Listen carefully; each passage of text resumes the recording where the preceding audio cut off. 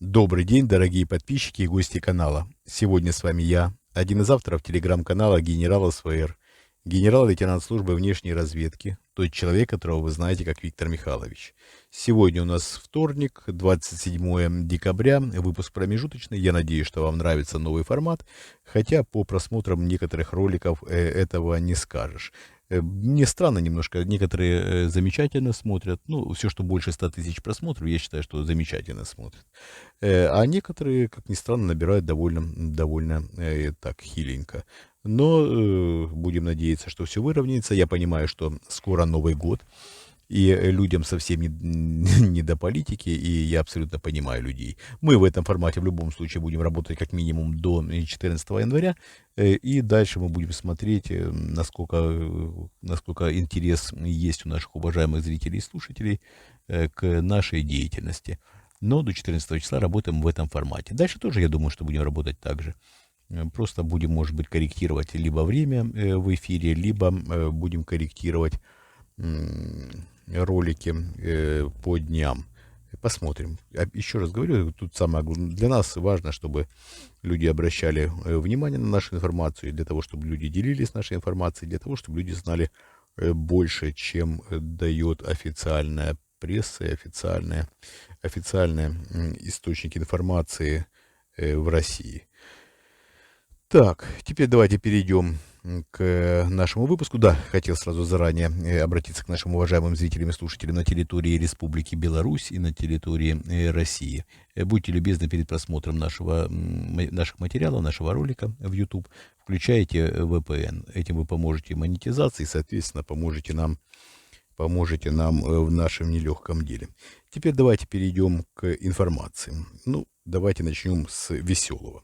Дмитрий Анатольевич Медведев, бывший президент России, третий президент, и в то же время бывший, еще пока живой, из ныне здравствующих, составил прогноз на следующий год. Прогноз очень смешной, я даже не буду цитировать, это бред сумасшедшего. Илон Маск по достоинству оценил прогноз Дмитрия Анатольевича, вдоволь посмеялся, назвал его, довольно иносказательно, конечно, но назвал полнейшим дебилом, и было, конечно, сказано абсолютно не зря.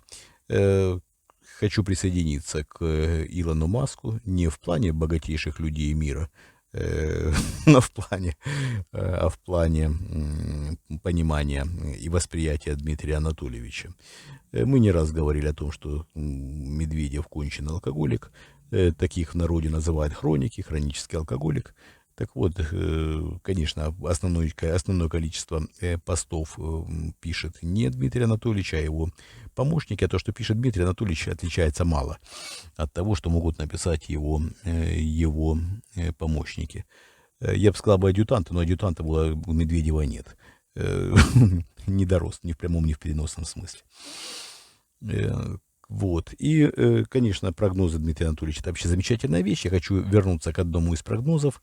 Если помните, в конце весны, если мне не изменяет память, Медведев разразился гениальным прогнозом о том, что газ в Европе к концу зимы, к началу Нового года будет стоить $5000 за 1000 кубометров. Прекрасный прогноз. На сегодняшний день газ стоит $850 за 1000 кубометров. Еще раз, разница, да? Медведев прогнозировал $5000 за 1000 кубометров, а сейчас $850 за 1000 кубометров. Ну, разница в 5 раз никого не смущает. Медведев ошибся в 5 раз. В 5. То есть, ну, видимо, для Медведева это не сильно много, но для европейских потребителей все-таки существенная разница. Не собираются замерзать и погибать ни от холода, ни от голода европейские потребители. Очень быстро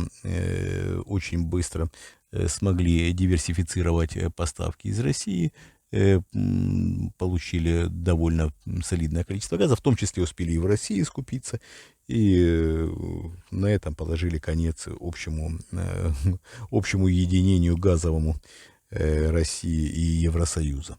Ну что ж, заслужил Дмитрий Анатольевич своими прогнозами такое положение дел, но не заслужили, конечно, граждане России. Я имею в виду сознательных граждан России, которые понимают, в чем дело, понимают, насколько все далеко зашло, и понимают, к какой огромной и и всеобъемлющей пропасти подвел страну сначала Владимир Путин, потом Дмитрий Медведев, а потом опять Владимир Путин.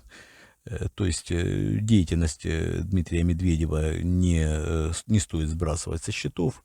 Как говорил Дмитрий Анатольевич, денег нет, но вы держитесь. Всем хорошего настроения. Прекрасный человек, веселый, но злой клоун. Очень похож на персонажа из фильма «Джокер». Ну, только Джокер более драматичен, а Дмитрий Анатольевич более комичен. Более комичен, мы уже неоднократно говорили о его жизненных перипетиях, и о его разводе, и о его лишении чресел во время актов по выведению Дмитрия Анатольевича из запоя.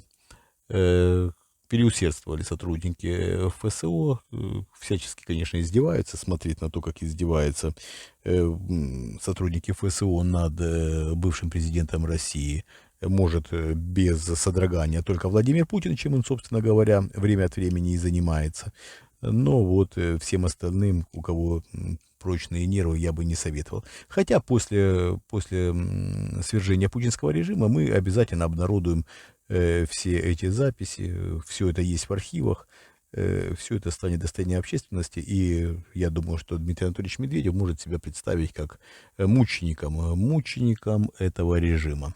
Режим его мучил и лишил самого главного — достоинства. Неважно, мужское это или не мужское достоинство, но достоинство. Так, ладненько, мы немножко увлеклись весельем, а есть и более серьезные темы. Более серьезная тема — это встреча Владимира Путина с узурпатором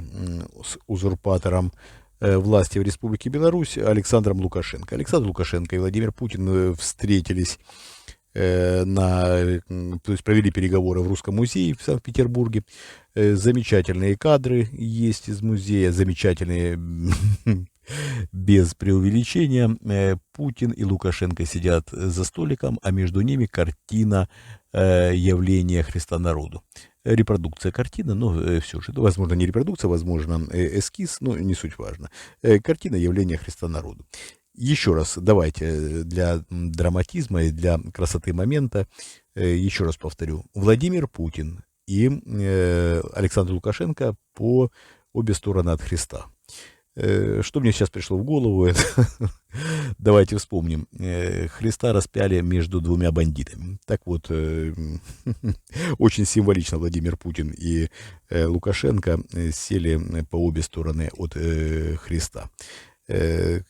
Напоминаю, да, что, по-моему, два вора было, или два бандита, которых распяли, два преступника, которых распяли вместе с Христом по обе стороны.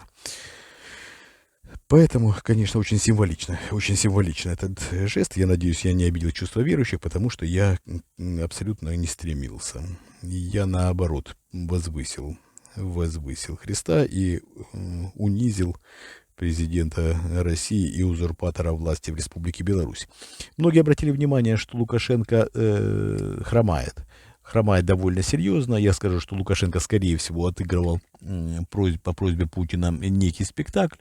Он привлекал к себе внимание для того, чтобы отвлечь внимание от Владимира Путина своей хромотой, своей драматической походкой и своими стараниями неимоверными, конечно, в кавычках, по подъему по лестнице в Русский музей. Лукашенко, конечно, переиграл всех. Как говорил Константин Сергеевич Станиславский, не верю. Так точно не верю я.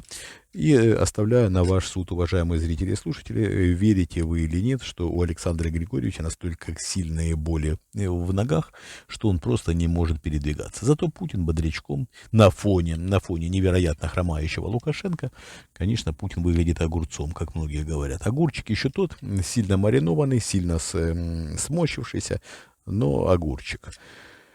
Не суть важно. Главное, что все движется, все идет в правильном направлении. Владимир Путин запустил страну в огромную